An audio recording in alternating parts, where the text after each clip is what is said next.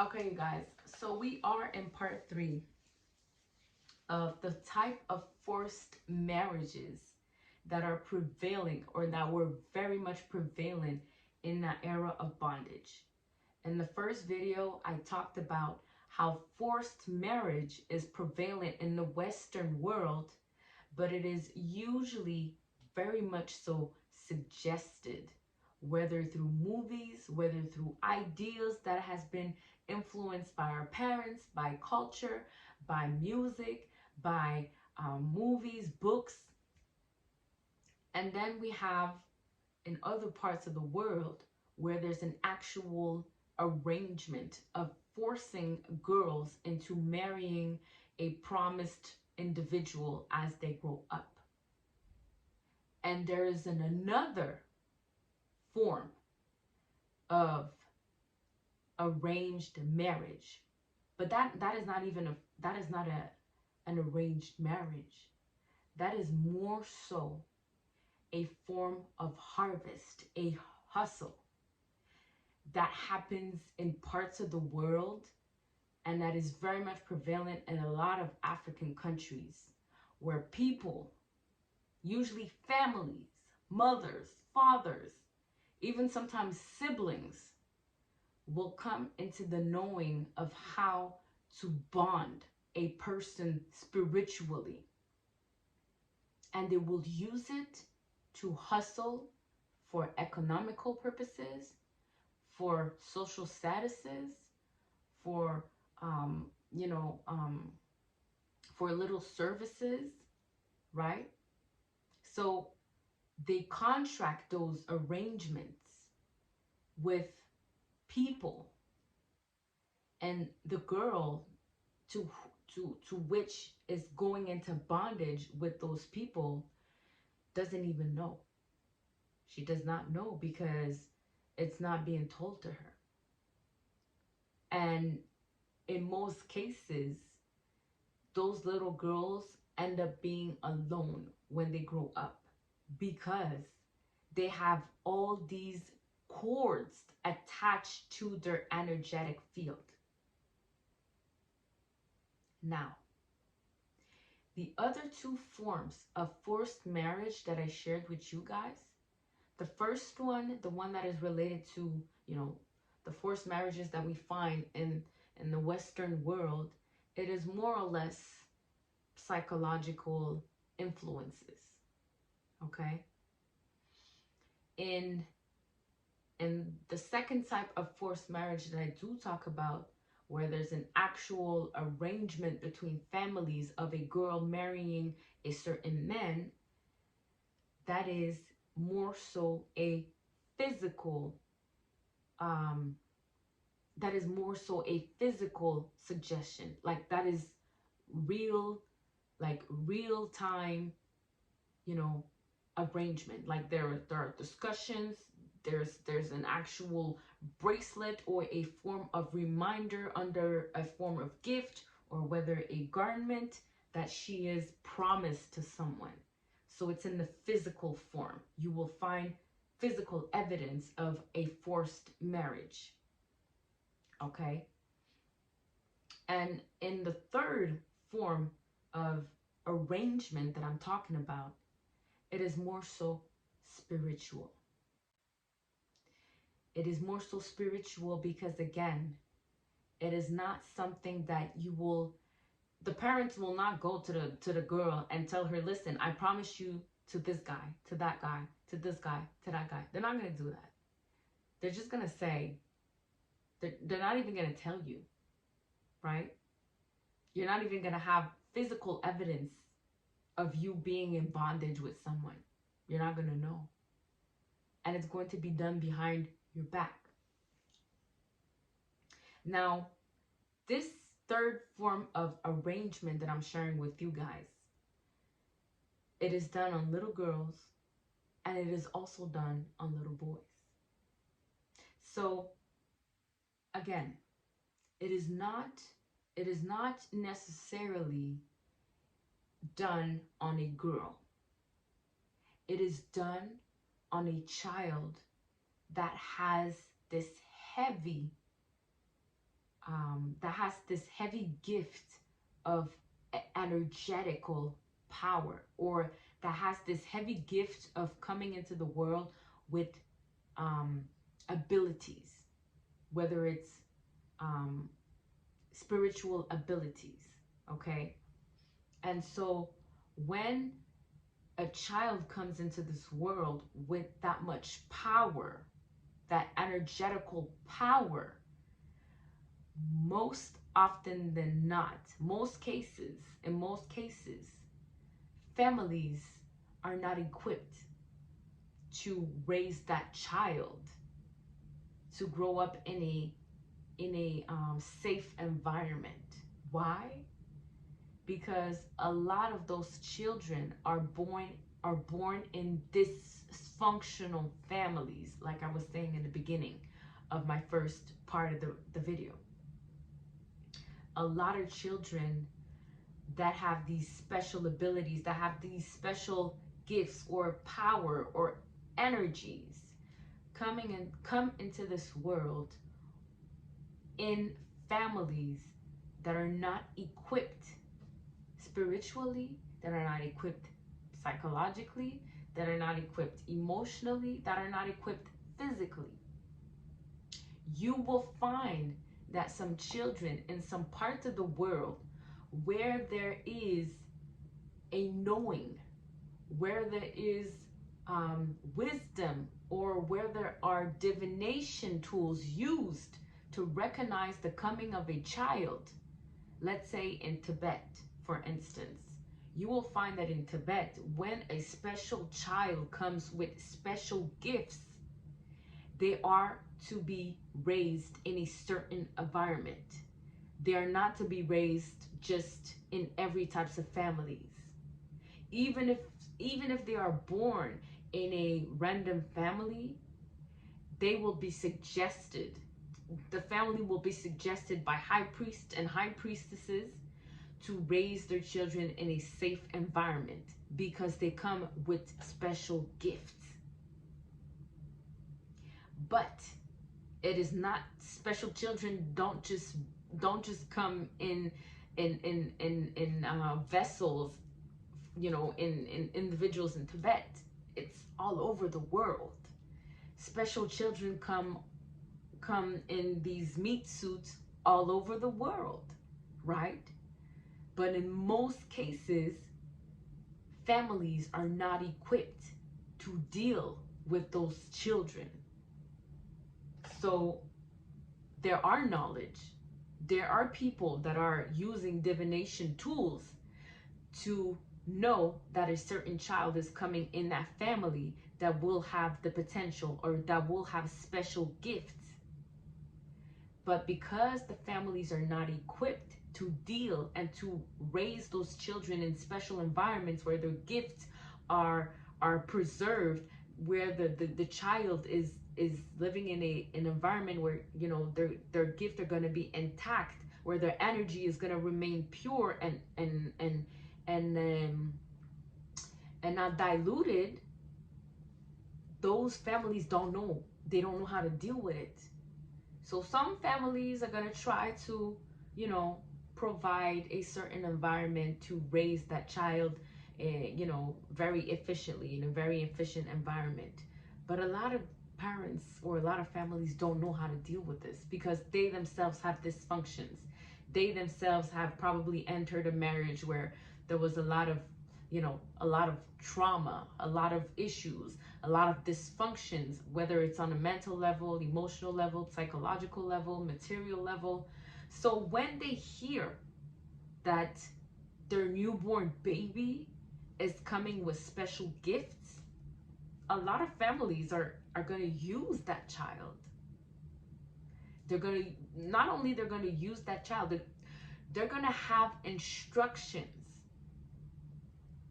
They're going to have instructions by people that uses spiritual forces.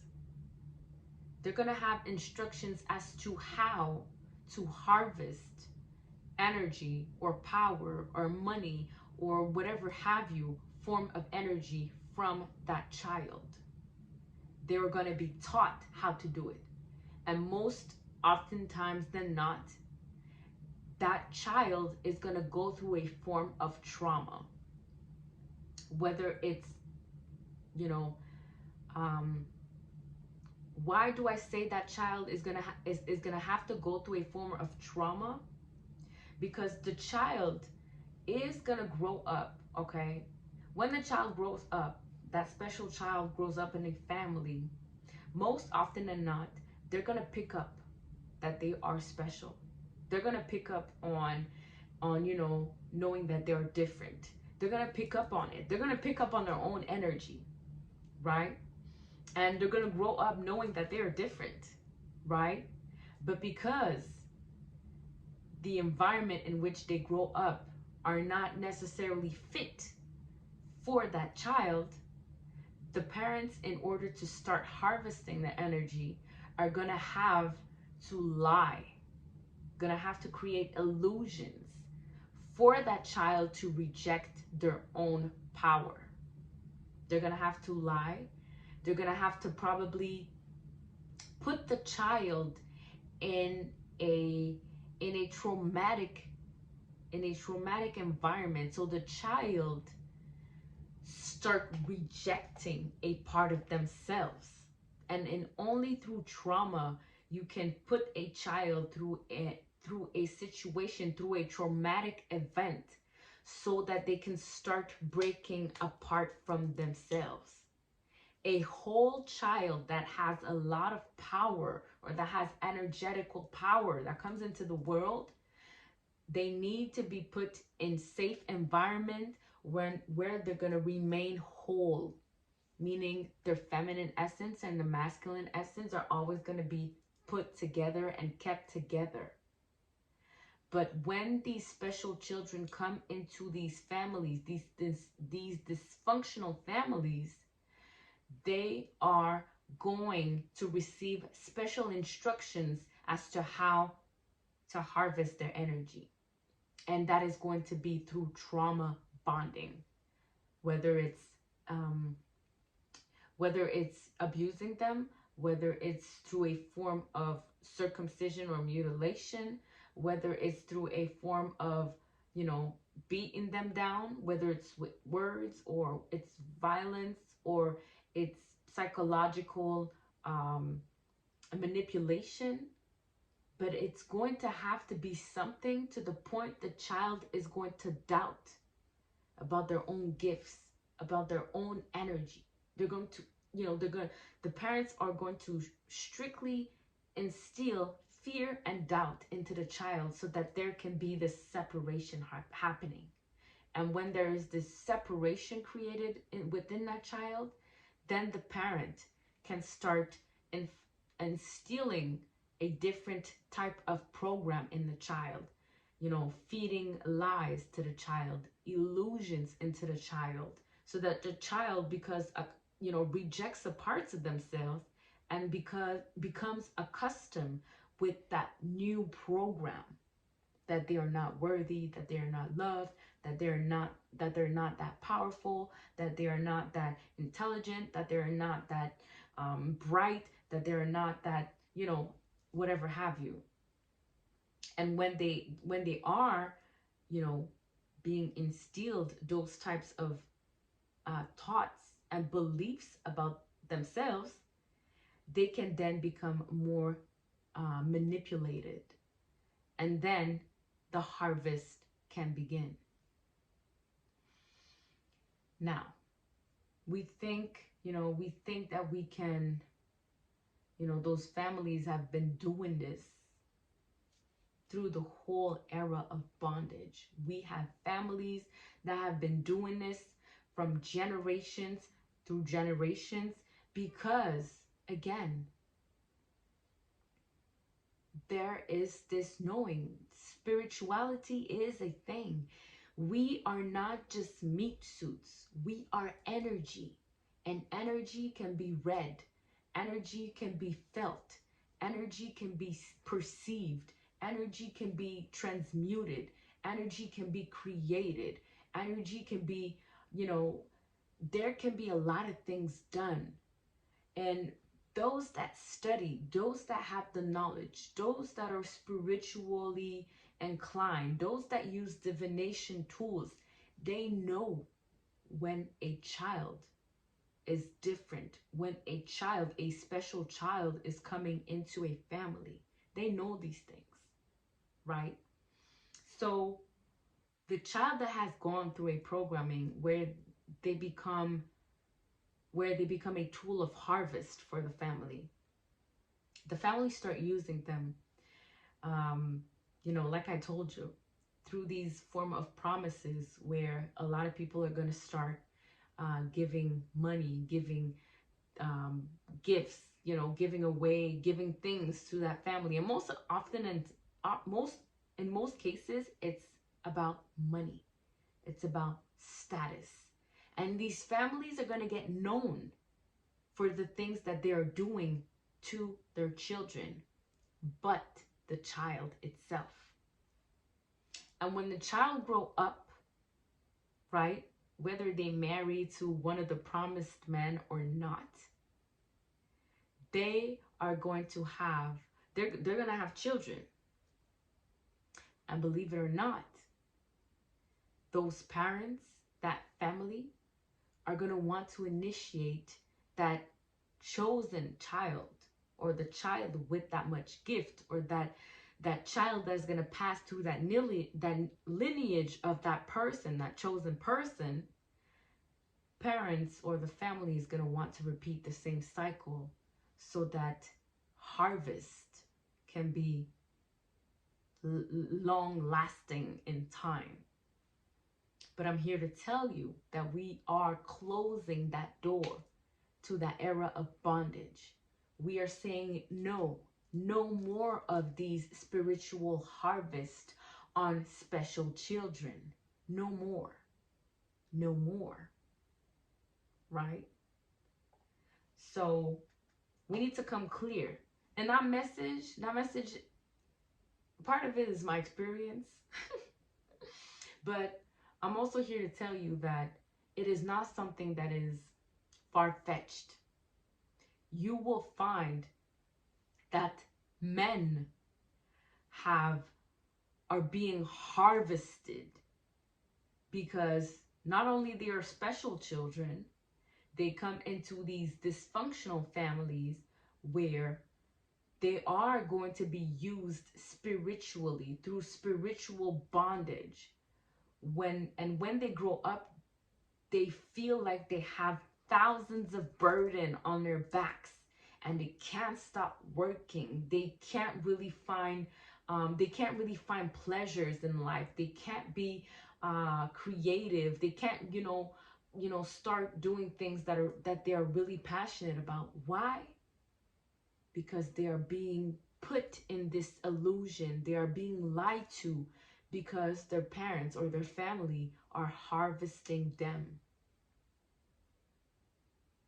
It is a sad truth, but it is the truth. Now, what you do with that truth is only for you.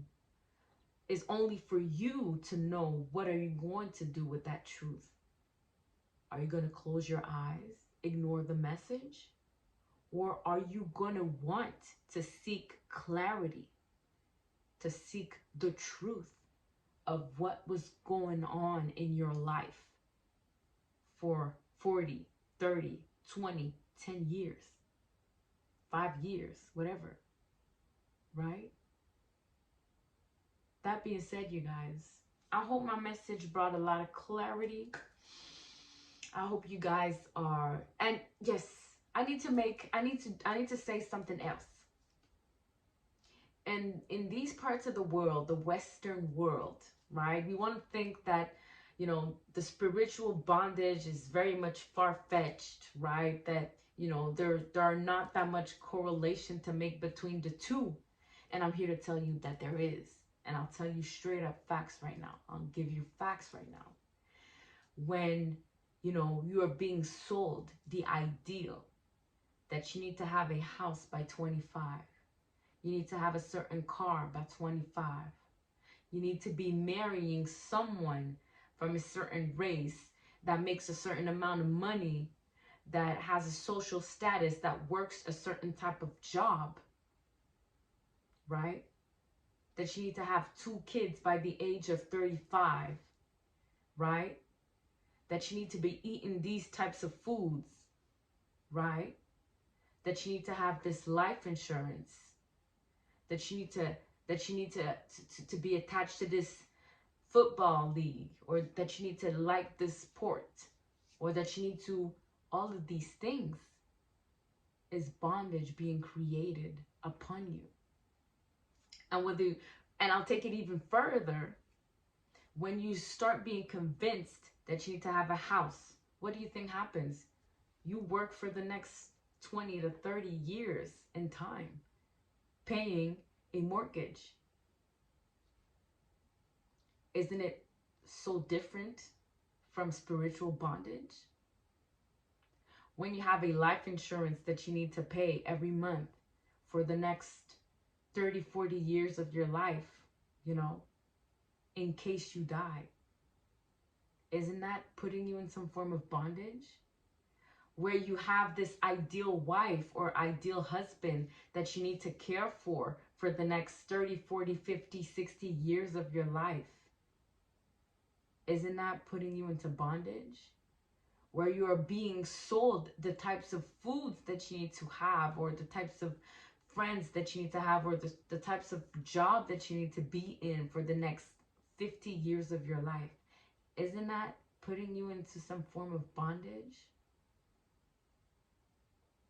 So I'm here to tell you guys, we are leaving that era of bondage. And whichever part of the world you are, you can listen to my message.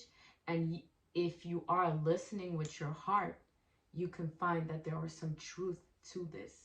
And only you can decide whether you want to keep on going with those bondages and find some form of comfort in it, or you can say, nah, I'm going to start doing me. For real, for real. But there's work that goes into this.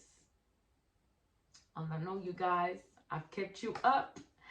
Thank you for listening to me and my rant or my message, because it's valuable. On that note, peace.